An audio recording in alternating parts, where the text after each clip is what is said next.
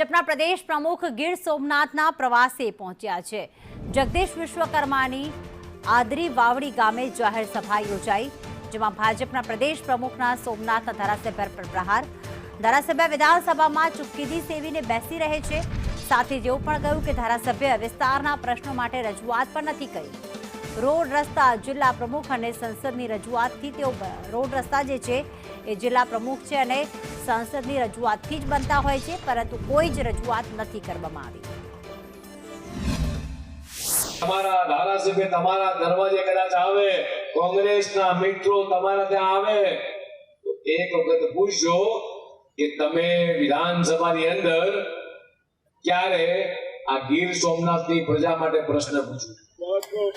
તમારા ધારાસભ્યને પૂછજો, અથવા તમે કદાચ આવો, રાજેશભાઈને કહું છું, ભગાભાઈને કહું છું, તમને વિધાનસભામાં લેતા આવે, તમારા ધારાસભ્ય પેલી મૂંગી માં બે એમ વિધાનસભામાં આગળની બેંચમાં બેઠા હોય, એક હરફ શબ્દ આખા વિધાનસભાના સત્ર શિવાદિ દરમિયાન એક શબ્દ પોકારતા નથી કે મારી ગીર સોમનાથની મારી આ વિધાનસભામાં આ વસ્તુની જરૂર છે।